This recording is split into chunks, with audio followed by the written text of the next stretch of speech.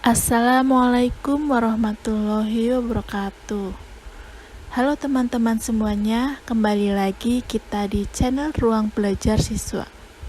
Pada kesempatan kali ini, saya akan membahas materi PPKN kelas 11 yang mengenai sistem hukum dan peradilan di Indonesia bagian pertama.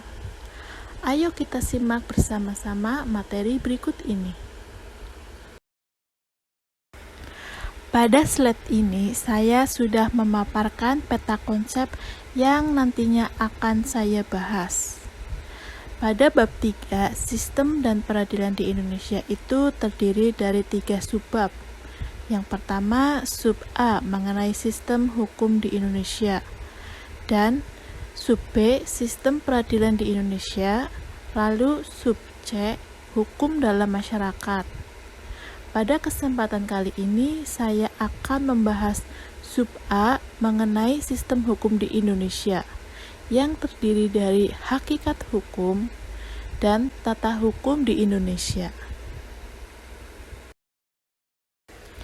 Yang pertama ada sub A mengenai sistem hukum di Indonesia. Di dalam setiap ketentuan hukum, berfungsi menertibkan hubungan antar manusia di dalam kehidupan sosial. Hukum itu pada hakikatnya merupakan sebuah pagar pembatas agar kehidupan manusia aman dan damai.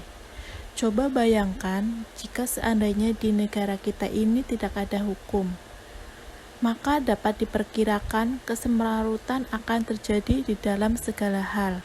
Sebagai contoh, kalau seandainya tidak ada peraturan lalu lintas, kita tidak akan dapat memperkirakan ke arah mana seorang pengendara kendaraan bermotor akan berjalan, di sebelah kiri atau di sebelah kanan. Lalu pada saat lampu menyala merah, apakah pengendara akan berhenti atau jalan? Jadi, dengan adanya peraturan lalu lintas, maka para pengendara kendaraan bermotor harus berjalan di sebelah kiri. Dan jika lampu menunjukkan berwarna merah, maka semua kendaraan harus berhenti. Dengan demikian, arus lalu lintas menjadi tertib dan keselamatan orang pun dapat terjamin. Menurut KBBI, hukum adalah peraturan atau adat yang secara resmi dianggap mengikat dan dikukuhkan oleh penguasa atau pemerintah. Lalu selanjutnya ada sifat dan unsur hukum. Negara Indonesia adalah negara yang berdasarkan atas hukum atau Rechtsstaat, bukan negara yang berdasarkan atas kekuasaan atau Machtstaat. Karena negara Indonesia adalah negara yang berdasarkan atas hukum, maka semua warga negara yang berada di wilayah Indonesia akan terikat pada sebuah aturan hukum yang berlaku. Hukum memiliki sifat mengatur, memaksa, dan melindungi. Selanjutnya ada unsur hukum menurut tokoh CST Kansil, yaitu yang pertama, peraturan mengenai tingkah laku manusia di dalam pergaulan masyarakat. Kedua, peraturan diadakan oleh badan-badan resmi yang berwajib. Ketiga, peraturan bersifat memaksa. 4. Sanksi terhadap pelanggaran peraturan itu bersifat tegas. Selanjutnya ada tujuan hukum. Setiap manusia itu memiliki sifat, karakter, dan kepentingan yang berbeda-beda. Maka perbedaan ini dapat memicu terjadinya konflik atau masalah. Oleh karena itu, hukum sebagai aturan yang berlaku di dalam masyarakat memiliki tujuan untuk menyelesaikan segala konflik yang terjadi, sehingga tercipta kehidupan yang tertib, tentram, dan harmonis. Di dalam mewujudkan tujuan hukum, Gustav Radbruch menyatakan perlunya sebuah asas prioritas yang harus dilaksanakan. Asas prioritas dari 3 nilai dasar yang menjadi tujuan hukum harus dilaksanakan dengan urut, yaitu sebagai berikut. Yang pertama, ada keadilan hukum, di mana keadilan adalah kesamaan hak untuk semua orang di depan pengadilan. Keadilan harus ditegakkan, sehingga terciptanya ketertiban di dalam kehidupan bermasyarakat. Kedua, ada kemanfaatan hukum. Hukum ini bertujuan untuk mendatangkan manfaat di dalam masyarakat. Ketiga, kepastian hukum. Kepastian hukum akan menjamin seseorang melakukan perilaku yang sesuai dengan ketentuan-ketentuan hukum yang berlaku. Selanjutnya, ada jenis-jenis penggolongan hukum. Yang pertama, hukum menurut isinya. Dibagi menjadi 2, yaitu hukum publik dan hukum privat. Hukum publik yaitu hukum yang mengatur hubungan antara negara dengan individu. Lalu, hukum privat adalah hukum yang mengatur hubungan antar individu. Hukum publik dan hukum privat memiliki perbedaan. Di antaranya, yang pertama, hukum publik itu mengatur kepentingan umum dan hubungan penguasa dengan warga negaranya. Sedangkan hukum privat mengatur hak dan kewajiban perorangan dan hubungan antar individu di dalam masyarakat.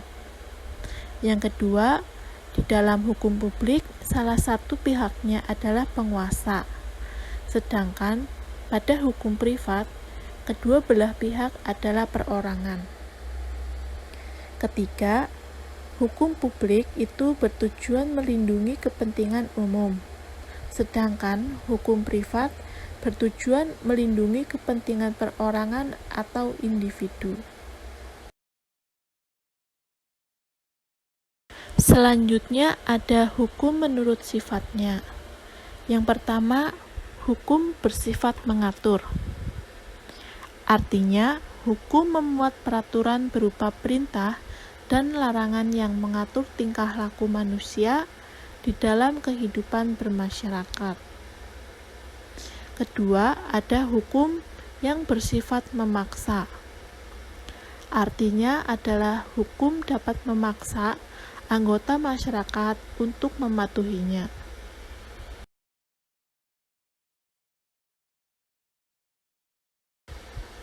Selanjutnya ada hukum menurut bentuknya.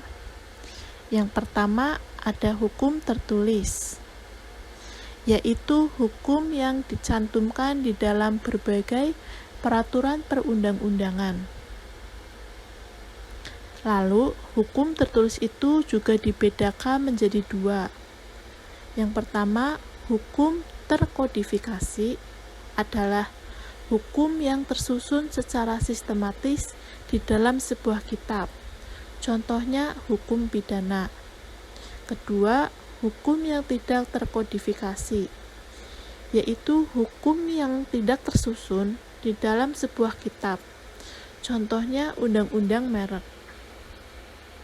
Selanjutnya ada hukum tidak tertulis, yaitu hukum yang masih hidup di dalam keyakinan dan kenyataan dalam masyarakat, serta dianut dan ditaati oleh masyarakat yang bersangkutan. Contohnya hukum adat.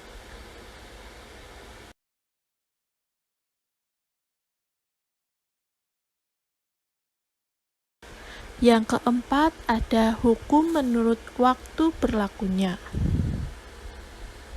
Pertama ada hukum positif, atau disebut dengan ius constitutum, yaitu hukum yang berlaku sekarang pada wilayah dan masyarakat tertentu. Kemudian hukum antar waktu atau ius constituendum, yaitu hukum yang diharapkan berlaku pada masa yang akan datang. Selanjutnya, hukum universal atau hukum alam, yaitu hukum yang dianggap berlaku tanpa mengenal batas ruang dan waktu, dan berlaku sepanjang masa.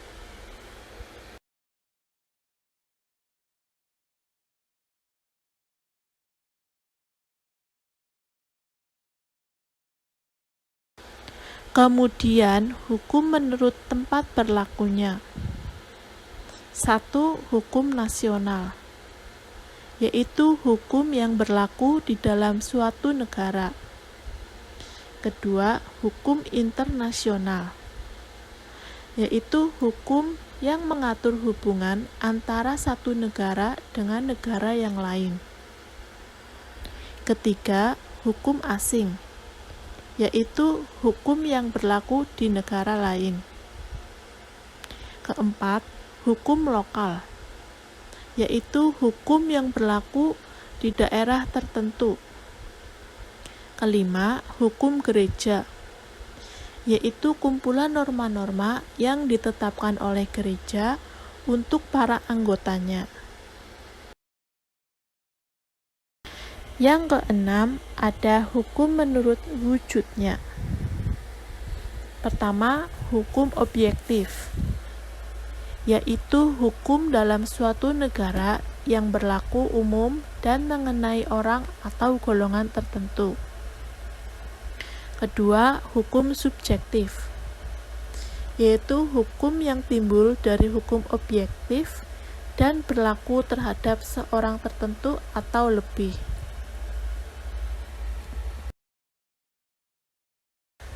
Kemudian, ada hukum menurut cara mempertahankannya.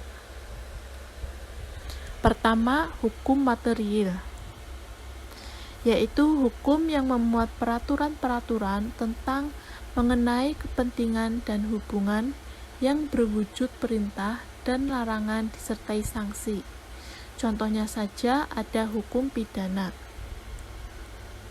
Kedua, ada hukum formil, yaitu hukum yang memuat peraturan-peraturan mengenai cara-cara melaksanakan dan mempertahankan hukum material. Contohnya hukum acara pidana.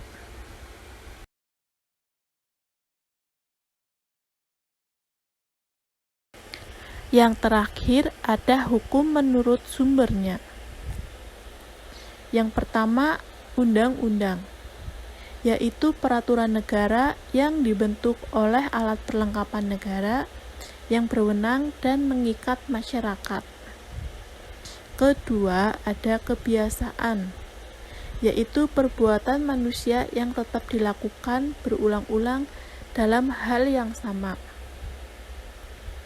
Ketiga, jurisprudensi, yaitu putusan hakim atau vonis dalam suatu kasus yang dijadikan dasar untuk menyelesaikan kasus-kasus serupa di kemudian hari. Keempat, ada doktrin, yaitu pendapat para sarjana hukum yang terkemuka yang memiliki pengaruh besar terhadap perkembangan hukum dan secara khusus terhadap hakim dalam pengambilan keputusan. Kelima, ada traktat, yaitu perjanjian antara negara yang telah disahkan berlaku mengikat negara peserta termasuk warga negara di dalamnya. Sekian materi yang dapat saya sampaikan pada video kali ini. Untuk video-video yang lain, tunggu saja di channel YouTube Ruang Belajar Siswa. Apabila channel ini bermanfaat bagi kalian, jangan lupa untuk like, comment, and subscribe. Terima kasih.